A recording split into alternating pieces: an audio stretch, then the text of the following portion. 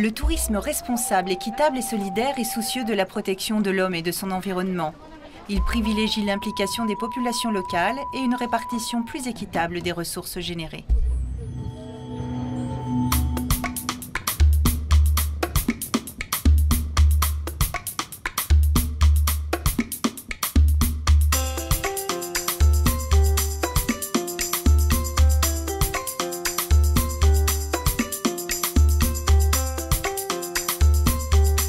Nous vous emmenons en voyage sur le fleuve Sénégal à bord d'un bateau mythique, le Bou El Mogdad. Ce bateau navigue chaque semaine là où aucun autre bateau ne vient. À son bord, il propose aux passagers un tourisme responsable avec des initiatives destinées aux populations riveraines. Chaque semaine, il implique ses voyageurs dans ses actions que certains trouveront anodines, mais qui font la fierté de son équipage.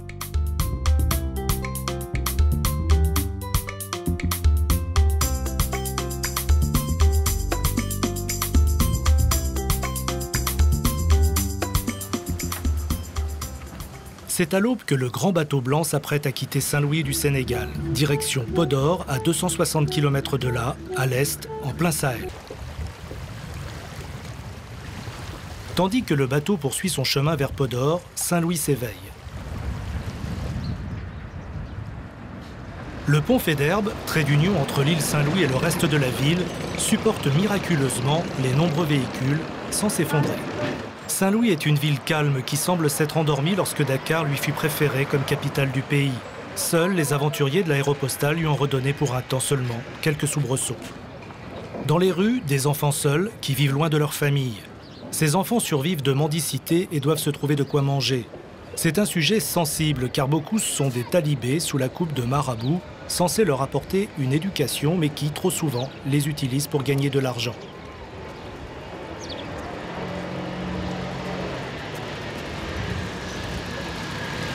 En ville, une porte leur est toujours ouverte. Là, ils peuvent se poser quelques heures.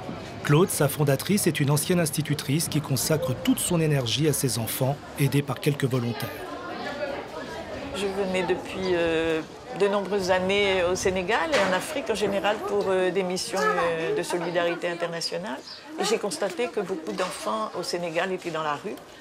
Et donc, j'ai pensé que ça répondait à un besoin que d'ouvrir une structure qui pouvait accueillir nuit et jour des enfants en urgence. On a 3 volets ici. On a le volet accueil d'urgence et résidence, c'est-à-dire des jeunes de la rue qui ne sont plus ni en famille, ni dans des écoles, et qui en fait dormaient dans la rue. Et bien sûr, on a une attitude éducative pour leur expliquer les dangers qu'ils ont à être dans la rue. Ils sont souvent violentés, exploités, ils vivent dans des conditions d'hygiène déplorables. Le deuxième volet, c'est un accueil en externe des enfants talibés, ce qu'on appelle les enfants talibés mendiants ici, qui sont essentiellement dans des écoles coraniques, tenues par des marabouts, des maîtres coraniques, et qui sont dans des conditions de vie très difficiles, puisque souvent les daras n'ont ni... Daras, c'est les écoles coraniques, ni eau, ni électricité. Les enfants mendient pour se nourrir, ils mendient pour le dara. Ils sont dans des conditions très, très difficiles. Alors le troisième volet, ce sont des enfants qui sont encore en famille, mais dans des conditions très précaires. Comment ça va? Ça va bien? Ça va bien? Ouais.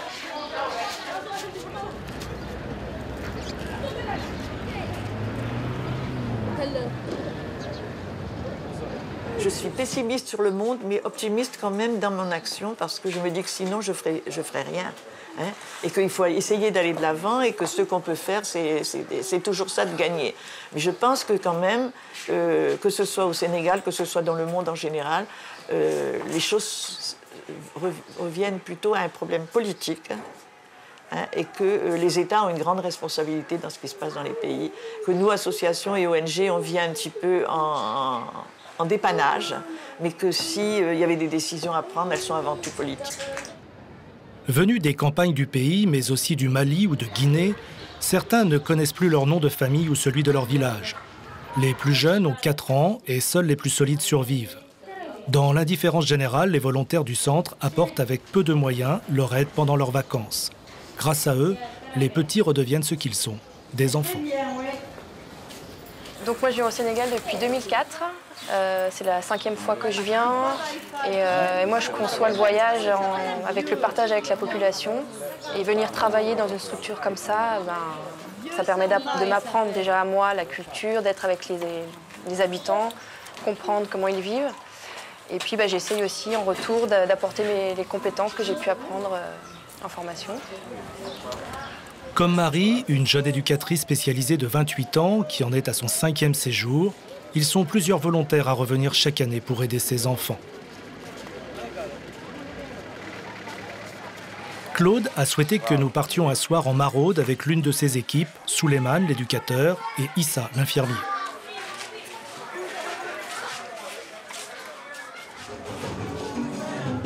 Nous les suivons à la gare des bus où arrivent des enfants de tout le pays. Pour avoir vécu lui aussi la dure loi de la rue, Souleymane sait ce que ses enfants endurent et surtout comment les aborder, comment lier le dialogue. Voilà, les maraudes, c'est une action où on effectue dans la rue, essayer de discuter avec les enfants, jouer, de s'épanouir, mais une mise en confiance qu'on essaie de faire, d'établir une mise en confiance. Et que eux, des fois, c'est eux-mêmes qui nous signalent des enfants qui sont en fugue. Donc, qu'ils récupèrent dans la rue, qui passent dans la rue. Alors, ceux-là, c'est des enfants talibés. Jouer avec eux pour mieux les approcher, puis, en toute confiance, leur proposer de les aider. Livrés à eux-mêmes, ces enfants sans protection sont souvent blessés, des petits bobos qu'il faut soigner.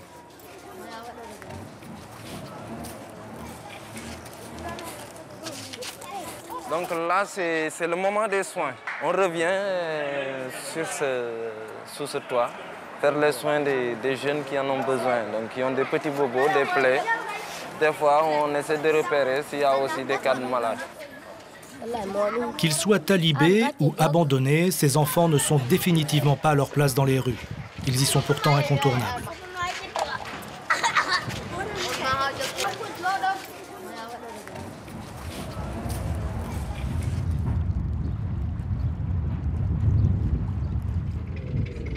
Plutôt que d'ignorer les enfants des rues, le Bou El Mogdad sensibilise ses passagers à cette réalité.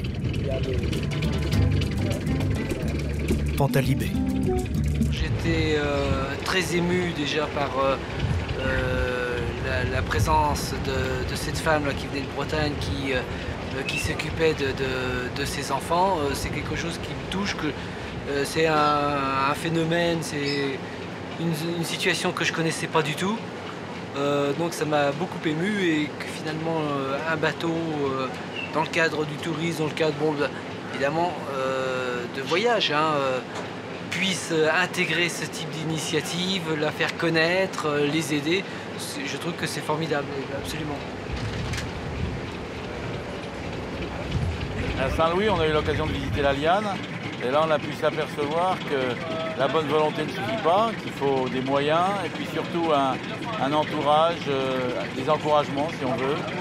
Et je pense que le fait de participer au sauvetage, parce que c'est bien ça dont il s'agit, d'enfants qui sont embrigadés et qui sont voués à un avenir plus qu'incertain, c'est extrêmement important, leur permettre d'être alphabétisés, d'être scolarisés, d'être dans un cadre qui soit un peu moins difficile que leur cadre habituel, familial.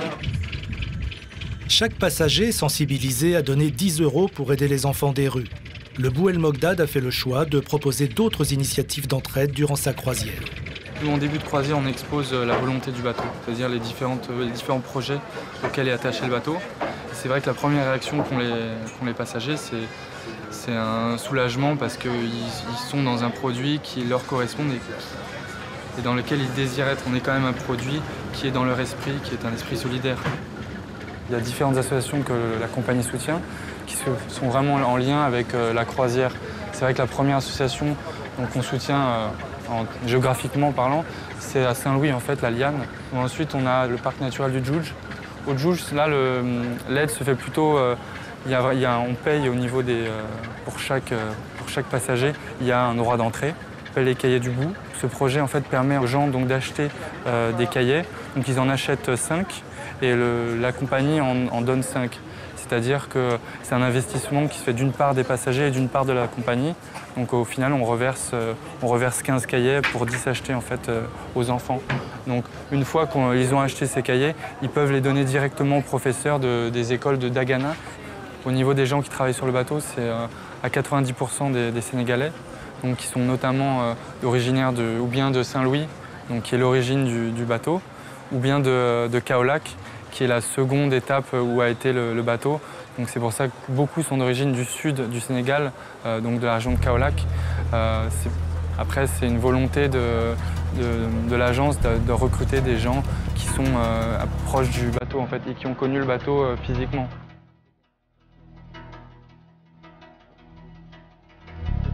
Nous arrivons au barrage de Diama. Son passage étroit implique une série de manœuvres très précises qui sollicitent les deux moteurs de 400 chevaux.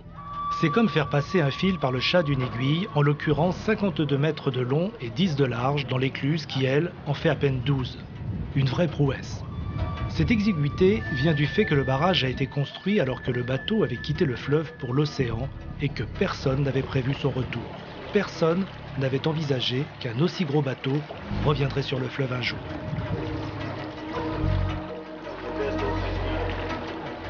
Le barrage de Diama a été construit pour canaliser les flots et permettre une bonne irrigation des terres tout en empêchant la remontée des eaux salées, ce qui a changé la vie des habitants du fleuve. Nous y reviendrons.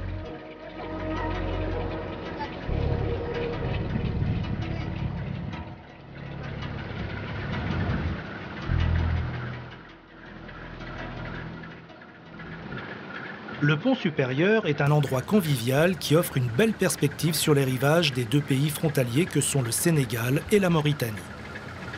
Les passagers ont embarqué à bord de l'annexe du Bouel Mogdad, direction le parc du Djoudj, la 3e réserve ornithologique du monde pour les oiseaux migrateurs et certainement l'une des plus belles. Il s'agit d'un véritable paradis pour plus de 3 millions d'oiseaux venus en majorité d'Europe et d'Asie et dont la survie est directement liée au fleuve. C'est Ansou, le guide de la croisière, qui encadre le groupe. On va amarrer notre petit bateau ici et on change maintenant, on va prendre 2 embarcations. Parce qu'il ne faudrait pas que les gens soient serrés pour faire des photos. Et c'est en quelque sorte une renaissance de l'ornithologie. Chez nous, nos parcs actuellement, bon, on en a vu que certains ont été pillés. Mais ici, avec la garde qui est assurée à 100%, vraiment, c'est une aubaine. Les guides, il y a des piroguiers qui aussi connaissent les oiseaux. Ils font partie de l'ornithologie. Vous voyez ? Ils font partie des gens qui préservent le parc aussi dans son intégralité. Voilà. Bien évidemment, tout cela a un coût. L'État sénégalais finance une partie des besoins, mais le nombre de visiteurs reste insuffisant malgré l'intérêt indéniable du parc. Le passage hebdomadaire du bateau est un plus économique incontestable qui participe au bon fonctionnement de l'ensemble.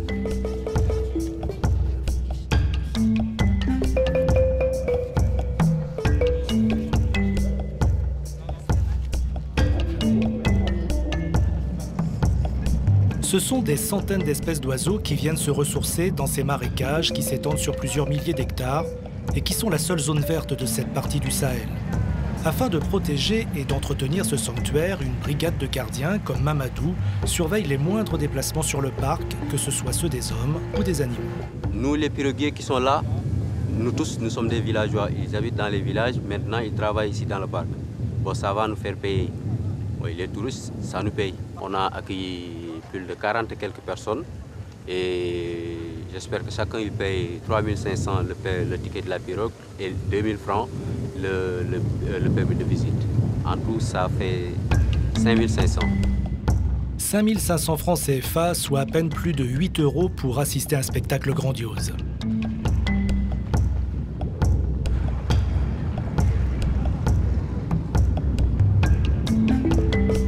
Plusieurs milliers de pélicans sont réunis accompagnés de leurs petits au plumage noir.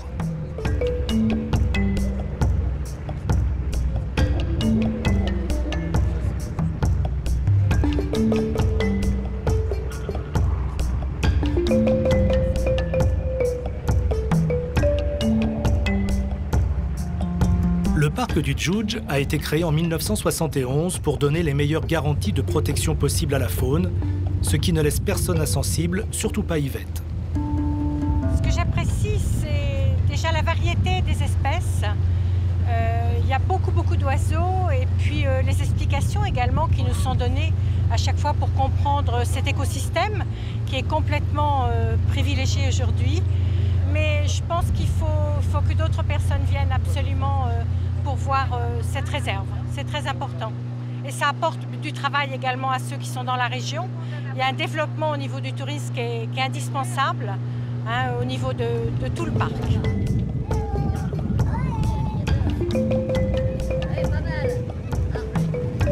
Les oiseaux ne sont pas les seuls à profiter de l'espace naturel protégé. Au loin, le Bou El Mogdad attend le retour de ses passagers. Il faut repartir, remonter encore les flots du fleuve.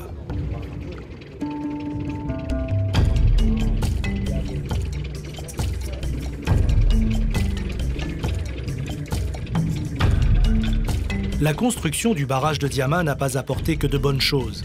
Il a modifié la nature profonde du fleuve, son équilibre. L'une des conséquences est la prolifération du Tifa, une plante parasite qui serait anodine si elle n'apportait pas autant de problèmes. Le Bou El Mogdad a décidé d'aider le CERAD, un organisme qui parraine une mutuelle depuis 2007 dans le petit village de Taggan. L'objectif, former les villageois à la transformation du Tifa en éco-charbon. C'est un processus qui nécessite beaucoup d'efforts et Amadou Gaye, le président de la mutuelle, encadre une équipe de 7 personnes. Ce charbon est écologique car il n'émet pas de gaz carbonique en se consumant, mais sa récolte est difficile.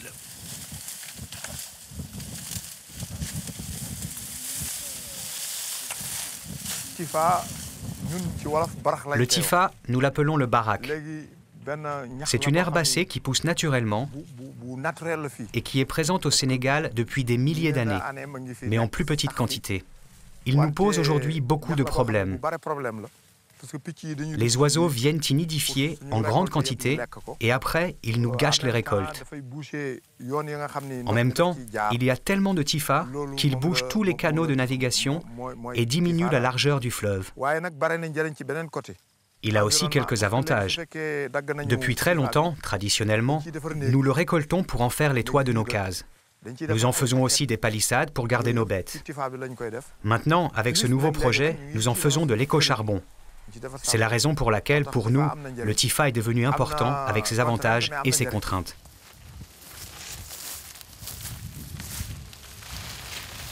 Le Tifa humide vient du fleuve à dos d'homme. Il est ensuite mis à sécher au soleil pendant 15 à 20 jours avant d'être prêt à la combustion. Il faut 6 ou 7 kg de Tifa pour 1 kg de charbon et il est donc nécessaire de le peser avant la chauffe.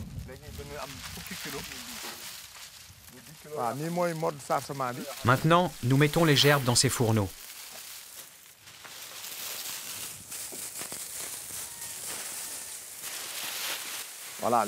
Il faut les casser en deux pour que ça rentre bien à l'intérieur.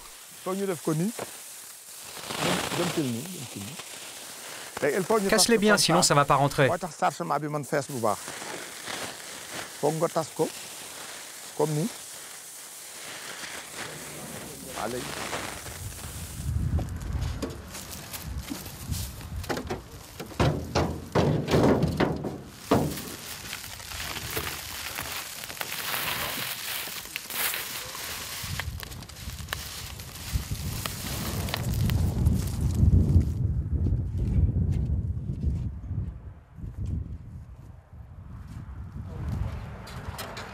La calcination du Tifa est plus rapide que celle du charbon de bois qui, elle, peut durer toute la journée.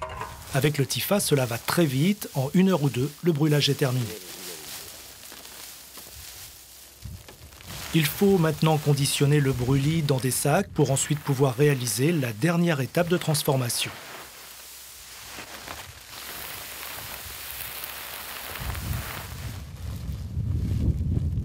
Elle a lieu de l'autre côté de la route de Saint-Louis. Là, les hommes préparent un mélange proportionné de brûlis de Tifa et d'argile humide.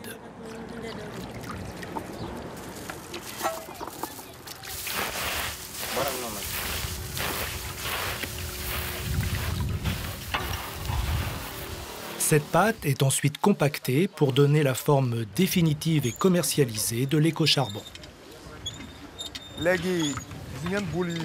Après l'avoir compacté, il y a des boudins de charbon qui sortent en bas.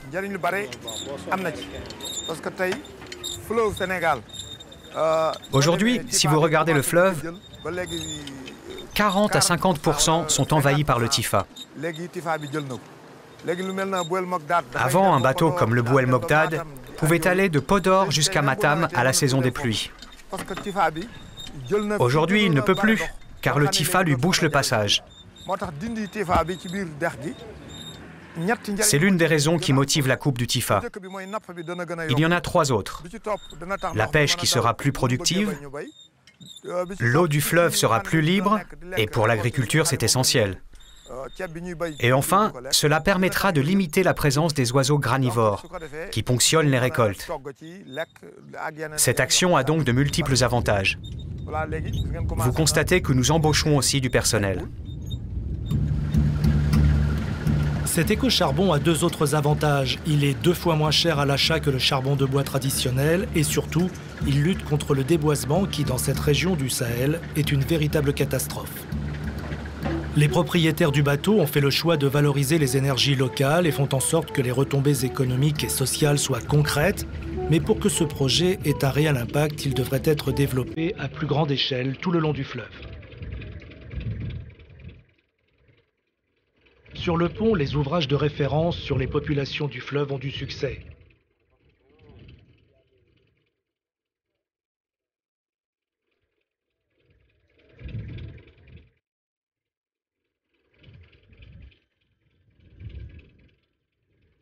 S'ils se détendent, les passagers savent que le principe équitable du bateau est la somme de nombreux choix de comportement dans son fonctionnement quotidien et notamment avec les emplois locaux qu'il crée. On est 20 personnes dans l'équipage, et sans compter ceux de l'agence à Saint-Louis et de Dakar. Donc on va dire 30 personnes au total qui travaillent pour la compagnie du fleuve. Plus ici au Sénégal, une personne nourrit toute sa famille. Donc si on compte une moyenne générale d'une famille, ici il y a 10 personnes qui comptent un ménage. Donc la personne fait vivre tout son ménage, donc il y a environ 300 personnes qui vivent grâce au Bou El Mogdad. Toutes les semaines, on doit réapprovisionner les boissons, la nourriture. Donc c'est des achats réguliers, on achète de la viande, des crustacés. Et comme la cuisine, la gastronomie sur le bout, on essaie de servir quelque chose de local. On va chercher dans les villages locaux, dans la région de Saint-Louis, le poisson, les viandes, les crustacés, tout ce qui est légumes et fruits et légumes. C'est aussi pour toutes ces raisons que le bateau est très apprécié par les populations locales. Elles savent que ce bateau ne fait pas que passer. D'ailleurs, là où le Bou El Mogdad passe, personne ne vient jamais, ou si rarement.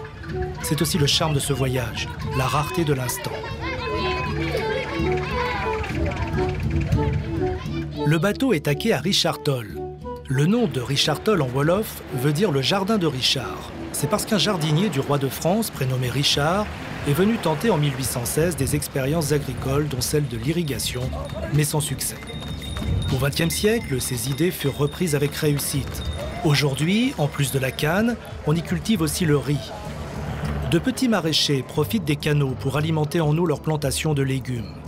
En quelques décennies, ils ont fait de cette région, à force de travail et de persévérance, le grenier du Sénégal. De Richard Toll, il ne reste que cette bâtisse surréaliste à quelques dizaines de mètres du jardin d'Ababacar, 59 ans, ancien marin, reconverti en maraîcher.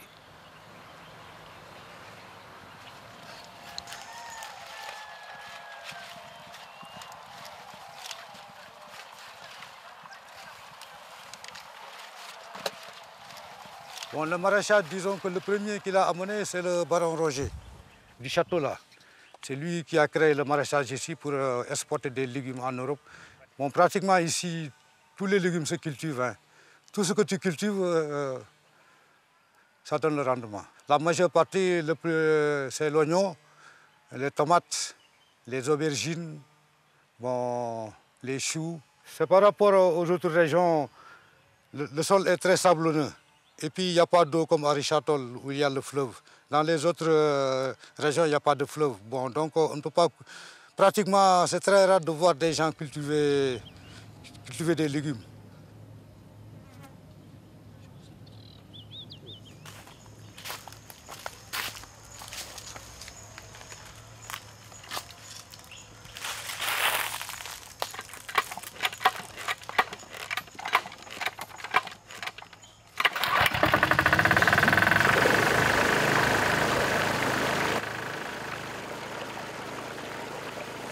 Ici, comme là où vous voyez là, à côté du château d'eau, là, il y a un bras du fleuve qui se trouve là-bas.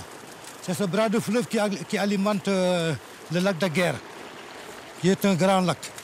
Bon, tout le long de son passage maintenant, il y a des canaux d'irrigation, soit c'est fait par la CSS, bon, pour alimenter d'autres champs de canne à sucre. Et partout où ça passe, si tu as un champ en tant que riverain, bon, tu es libre de prendre de l'eau, si tu as les moyens. Si Abba Bakar possède une pompe à eau, tout le reste du travail est fait à la main. Il cultive 1,5 hectare, son travail est difficile et la concurrence est rude. Une partie de ses légumes est revendue par des intermédiaires sur les marchés de la ville, mais aussi à Dagana, une petite ville plus en amont du fleuve. C'est l'offre et la demande qui déterminent ses gains.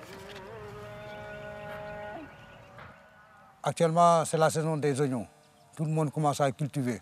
Bon, après, le kilo reviendra à 140 francs. L'État sera obligé d'arrêter l'importation des oignons pendant 4 mois, jusqu'au mois de juin, pour permettre aux paysans de vendre les oignons. Bon, à ce moment-là, il y a beaucoup d'oignons. Tous les camions viennent prendre des oignons ici. On vend jusqu'à Mali, partout, hein.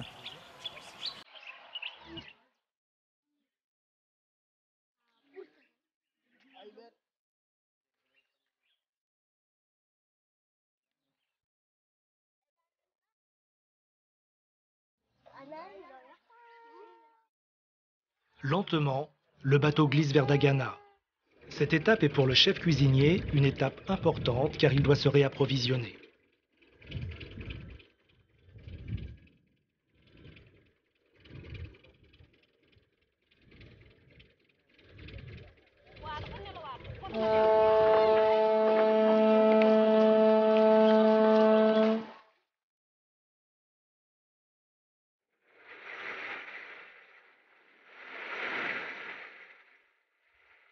Dagana est l'un de ces anciens comptoirs de l'époque coloniale qui, après avoir connu la prospérité, est retombé en sommeil.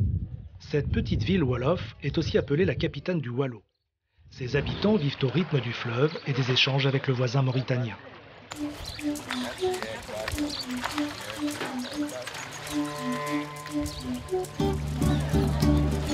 Derrière les anciennes demeures coloniales, les rues sont plus animées. Le marché est l'un des plus importants de la région. Tous les vendeurs connaissent le bateau et son chef cuisinier. C'est un bon client qui achète en quantité et ne discute pas trop les prix.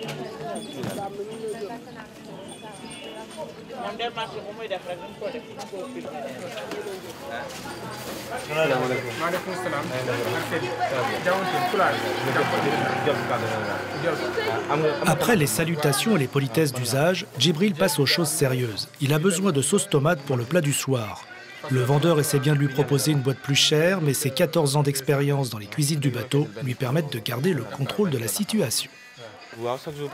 Chaque jour, lorsque j'achète quelque chose, je dois négocier car il me donne toujours un premier prix et la tradition veut que je demande un prix inférieur.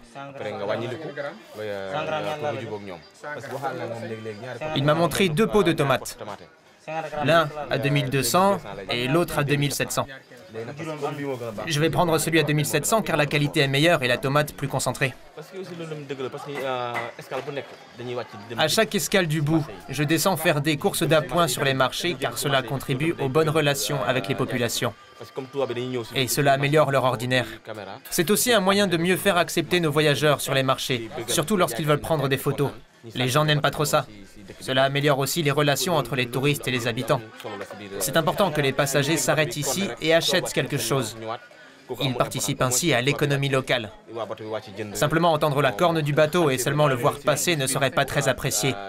Que les passagers viennent à leur rencontre et dépensent un peu d'argent est primordial.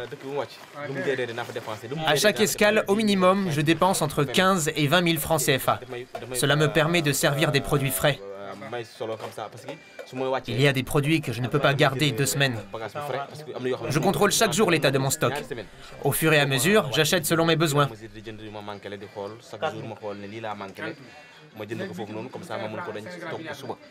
Aujourd'hui, par exemple, il me manque du chou, je vais en acheter pour le repas de demain. Comme ça, il sera frais.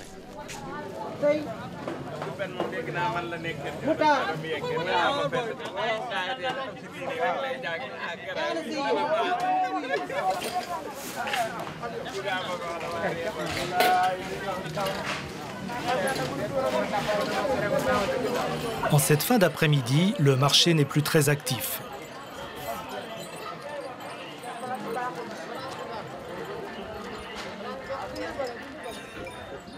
Tandis que Djibril termine ses achats, les passagers, eux, sont toujours à bord. Le Bou El Mogdad a jeté l'ancre au milieu du fleuve.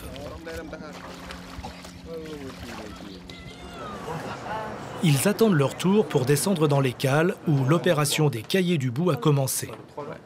Ils les achètent et les remettront eux-mêmes aux élèves d'une école. Donc voilà, un deuxième lot. Donc ça. L'idée, c'est qu'on sait que ça arrive directement à l'endroit où c'est utilisé, donc c'est plus rassurant. On ne sait jamais où l'argent part dans le cas de projets humanitaires, donc là, on sait que ça va au bon endroit en fait. Donc après, est-ce que le projet peut se développer par exemple et passer des cahiers au stylo, aux livres de classe, aux manuels, etc. Ça peut faire germer d'autres idées. C'est assez intéressant de savoir que tout le monde se sent concerné par ces questions-là. C'est important. Est-ce que c'est ce qui relie tout le monde, enfin, est-ce que c'est ce qui attire tout le monde sur ce bateau? C'est pas sûr, mais le fait que ça naisse et que ce projet permette d'impliquer plus de monde, c'est intéressant.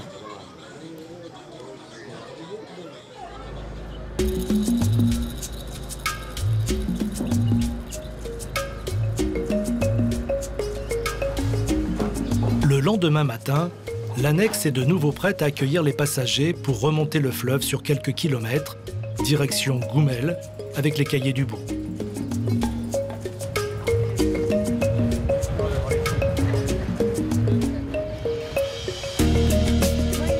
Ce village Peul s'éveille lui aussi. Chacun vaque à ses occupations. Ces éleveurs sont ici en transit pour quelques mois parfois. Seuls les passagers du Bou El Mogdad leur rendent visite de temps à autre.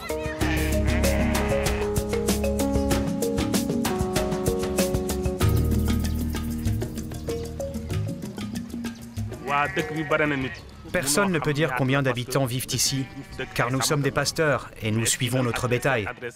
Mais c'est ici notre pied-à-terre, et selon les moments de l'année, nous y revenons.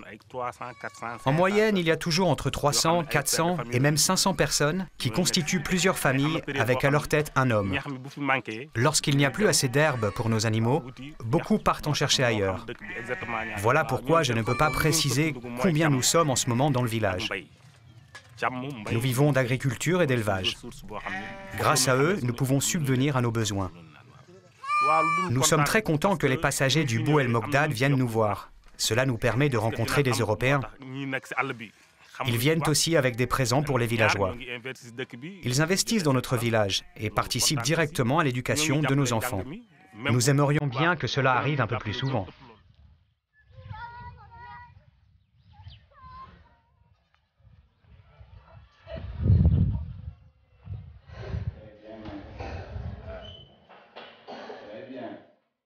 Station. Ici on a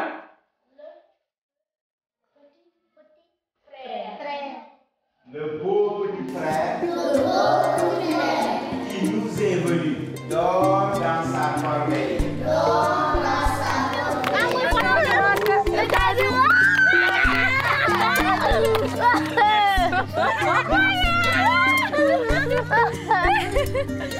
Merci beaucoup. Voilà, vous pouvez venir. Voilà. Voilà. Ces élèves-là, ils viennent juste d'arriver, c'est des élèves d'essai. Donc ils savent pas lire. C'est formidable parce que les petits, là, ils sont tous heureux de nous voir arriver avec leur cahier, parce qu'ils n'ont pas grand-chose, effectivement.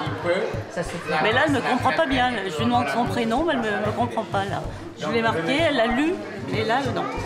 Et puis moi, si j'avais su, j'aurais amené aussi des ardoises ou des trucs comme ça aussi, et puis des crayons en papier.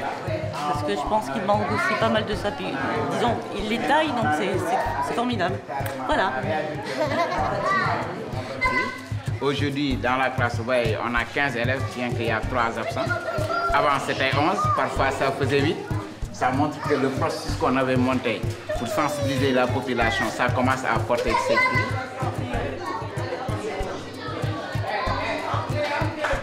qui est sympa, c'est qu'on voit que c'est relativement préservé comme environnement dans la partie du village et qu'en même temps, c'est pas complètement délaissé parce qu'il y a une salle de classe. Puis je pense que, ça déclenche aussi l'envie d'aider en fait, le fait de voir en réel comment ça se passe sur place. Donc c'est facile de faire un chèque en fait, à distance. Mais c'est plus intéressant en fait d'aider en direct. L'humanitaire entre guillemets n'était pas l'objet principal du voyage pour la majorité des personnes. Et là, le fait de voir comment ça se passe, ça donne effectivement envie d'aider sur place. Alors est-ce qu'après ça ouvre sur d'autres voyages et d'autres envies humanitaires entre guillemets? Sans doute.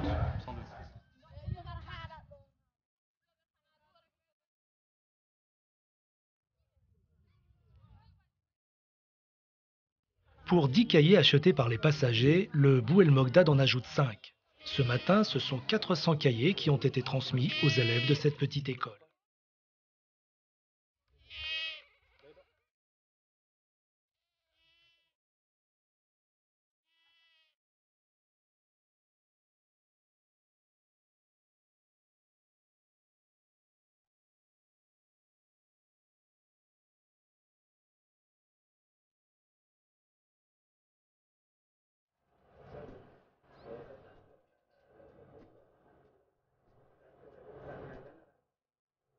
Une nouvelle fois, le soleil se couche sur le Sahel. Pour quelques heures, la fraîcheur prendra le dessus et offrira un peu de répit au corps surchauffé.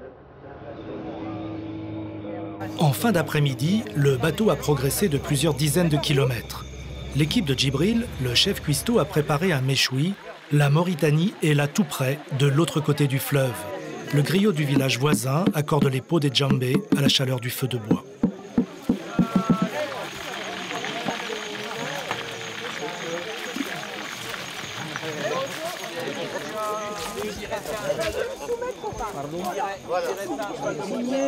Le feu. Oh, wow. Que ça a l'air bon. 2 blocs de poisson.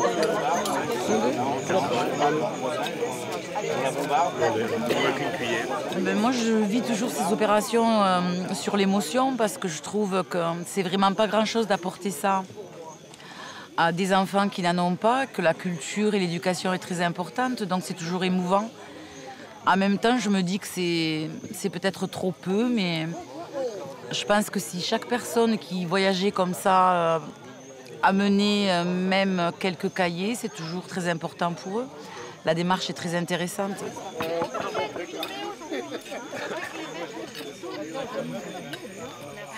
Alors, il y a 2 choses qui m'ont frappée, moi, dans cette journée. D'une part, c'est l'instituteur qu'on a rencontré dans le village de nomades. Parce que j'ai trouvé son travail particulièrement intéressant, puisqu'il s'adresse à la fois aux petits-enfants qui viennent quelquefois tardivement à l'école. Il accepte très bien le fait qu'ils ne soient pas nombreux. Il a même dit que c'était ça qui l'intéressait. Moi, le fait de donner des cahiers, ça m'a plu, parce qu'on vient apporter quelque chose dont les enfants ont besoin, que les parents ne peuvent pas leur fournir, parce que, peut-être pas par manque vraiment de moyens, mais parce qu'il faut aller les chercher, les acheter. Donc ça m'a plu tant qu'à faire d'aider les gens. Ce qui m'a un petit peu gêné, c'est que les enfants nous ont demandé des petits cadeaux. Ça, j'aurais mieux aimé que non.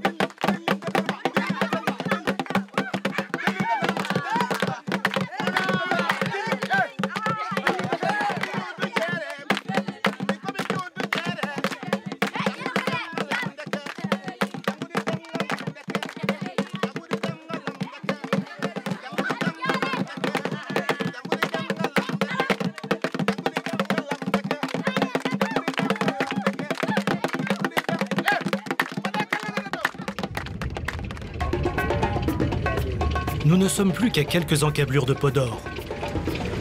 Le voyage sur le grand fleuve touche à sa fin.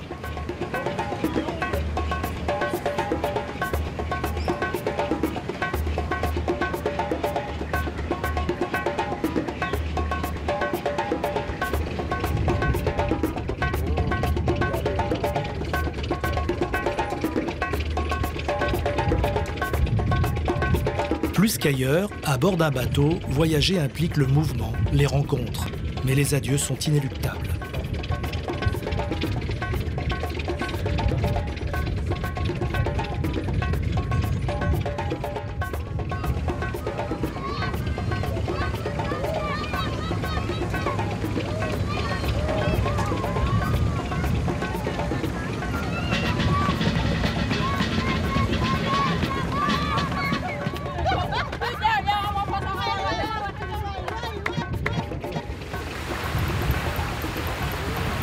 Chaque passager a vécu ce voyage entre Saint-Louis et Podor comme une expérience et chacun à sa façon. Porté par les paysages grandioses du fleuve Sénégal, par la beauté des visages croisés, parfois souriants, parfois douloureux, mais toujours dignes.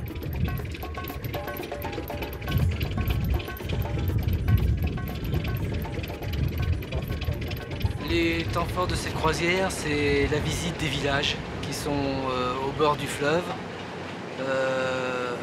On ne s'imagine pas que finalement à portée de main, à 5 heures d'avion, il y ait des gens qui vivent dans un autre monde que le nôtre. Bon, j'avais un certain sentiment, une certaine perception des choses. Aujourd'hui, j'ai une autre perception des choses. Bon, il est certain qu'on est au bord du fleuve, mais j'ai l'impression d'avoir rencontré des gens heureux, des gens sympathiques, accueillants, et une vraie vie, quoi. Une vraie vie près de la terre, près de la nature. Et ça, franchement, je suis très content d'avoir touché ça, d'avoir pu toucher ça du bout du doigt.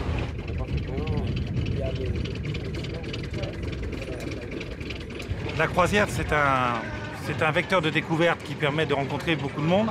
Ce qui m'a gêné un peu, c'est dans les rencontres qu'on a faites, mais c'est vrai que c'est parce que ça fait longtemps que j'ai mis les pieds en Afrique.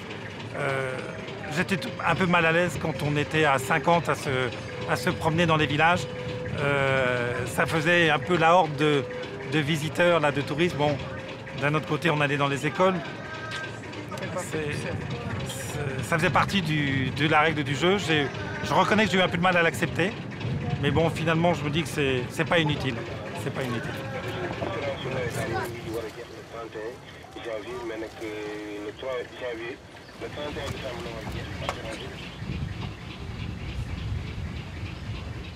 Ce serait intéressant que tous les voyages en fait aient cette dimension-là, je pense.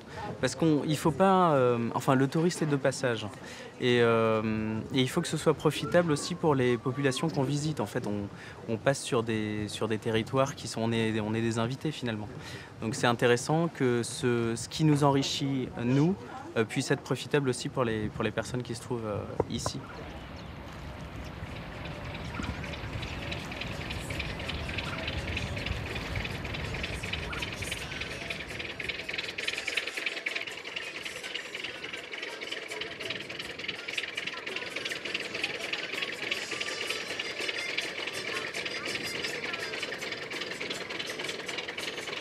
C'est la fin du voyage. Je sais que les émotions continueront à monter, mais là je pars avec plein d'images, de sourires, de rencontres que j'aurais voulu plus longues. Le partage, on en parle, ça peut être qu'un mot, mais là on le vit vraiment. Et je me dis qu'est-ce qu'on a à apprendre de ces peuples-là. Ils ont des valeurs qu'on a peut-être eues à une époque, mais qu'on n'a plus. Et échanger avec eux, on arrive à se faire passer des émotions et à se dire, voilà, tu m'as donné beaucoup et j'espère t'avoir apporté. Les meilleurs souvenirs sont dans mon cœur et franchement, je reviendrai, je ne les oublierai pas.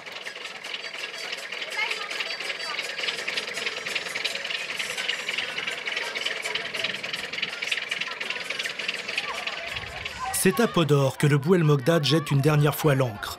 C'est une petite bourgade de 6000 âmes endormie au cœur de la région du Fouta Toro, un pays dont les chefs avaient une grande réputation guerrière. Le nom de Podor vient des pots en or que l'on vendait aux commerçants de passage.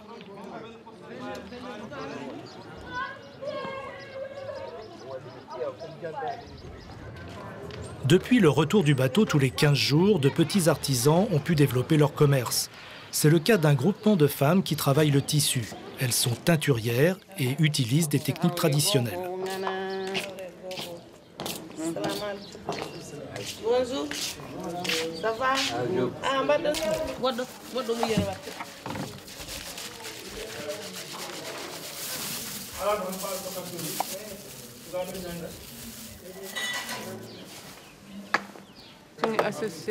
Notre association est très ancienne. Elle est affiliée à la Chambre des métiers de Podor.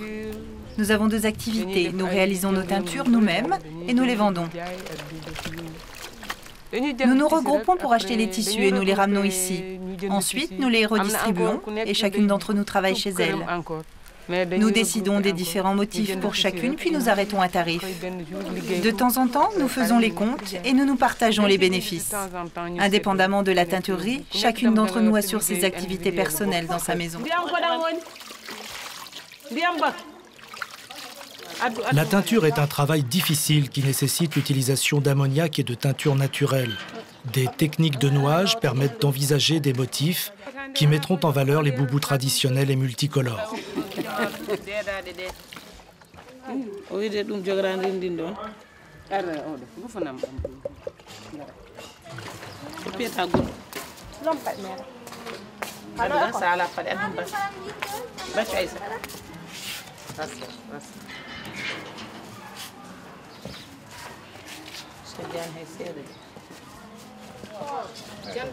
Leurs tissus colorés sont vendus sur tous les marchés du pays jusqu'à Saint-Louis du Sénégal. À chaque arrivée du Bouel Mogdad, elles traversent la ville et se rendent au fort Faidherbe pour dresser leur stand.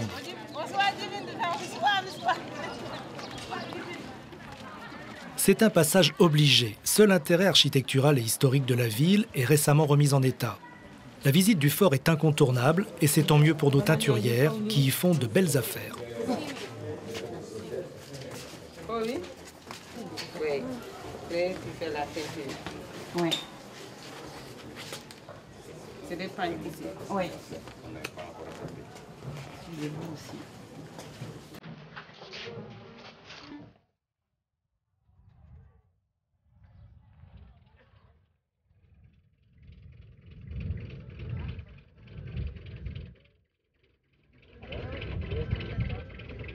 Après cette descente à terre, les passagers embarquent une dernière fois à bord. Le bateau fait une grande boucle sur le fleuve pour se remettre dans le sens du courant, la proue dirigée vers Saint-Louis du Sénégal, où il repartira demain avec de nouveaux passagers.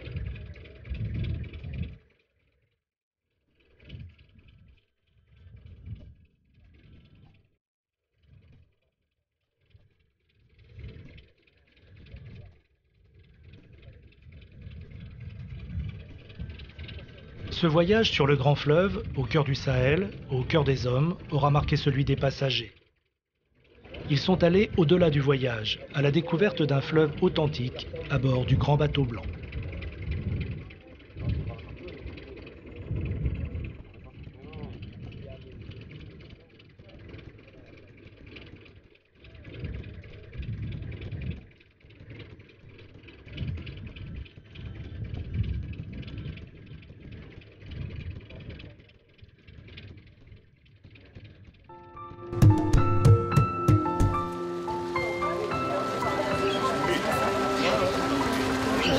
Bien. On va charger. Allez, au revoir en dessous et merci. Ça sur le bord. C'est son argent.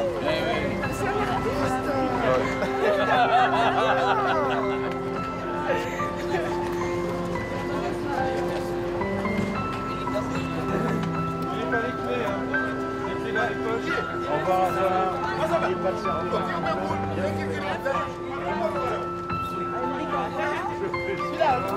Celui-là,